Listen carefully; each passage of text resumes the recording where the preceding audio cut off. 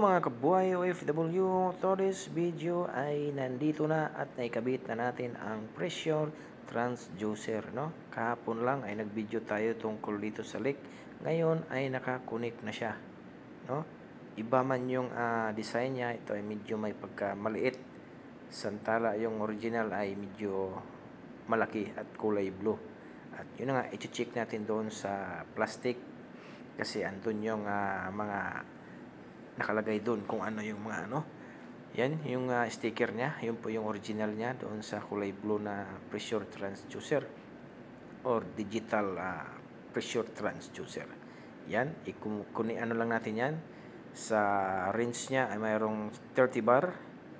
Okay, dito naman sa out supply mayroong 24/7 33 BDC at dito sa output mayroon siyang 20 MA.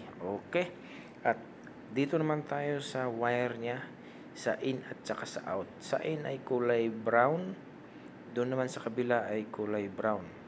Dito naman sa out ay kulay green, doon naman sa kabila ay kulay green. Yan. Hindi tayo pwede mawala-wala kasi parehas naman sila. At dito na nga, yung dyan siya nagkakaroon ng leak. Alam naman natin kasi discharge yan. Puro liquid ang umaano, no? Kaya yan, no? Pwede natin yan buksan kasi nga electronic ang ilalim niyan para makita natin kung ano yung laman ng nasa loob. Yan, buksan lang natin tong isa para mabuksan natin tong yan, no, guys. So mayroon nakalagay sa taas ay pressure transducer. Okay, Iliwil. Bali yung niya ay Iliwil, yung company na yata na yun. Okay, doon na tayo sa huwag na tayo mag-focus dyan, no? Doon na tayo sa isa. Bubuksan na natin yan para malalaman kung ano yung sa loob. Yan, tapos yung isang itim bubuksan natin yan para ma-check natin. Tapos yan. Ayan, may dalawang wire. At yun ay kulay puti. Yun yung niya sa electronic niya. Doon siya nakakunik. Kabali, ang purpose nito sa discharge line to, no?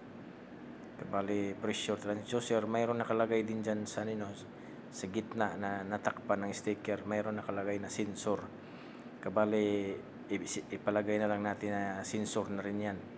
Sa oras kasi naubusan tayo ng refrigerant dyan, magsusumbong yan papunta doon sa pinaka-controller niya.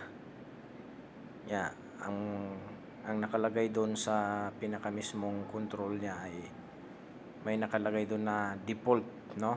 Default refrigerant, nasa unang-unang pahina niya mayroong nakalagay doon na sensor. Yon.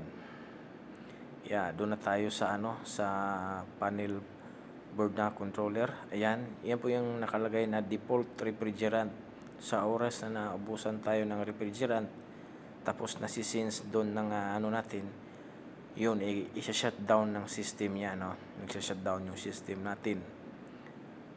At dito naman tayo sa default condenser. Ang ibig naman sabihin dito, sa naman to? Sa mga blower or sa pan. Dito din siya magdi-default.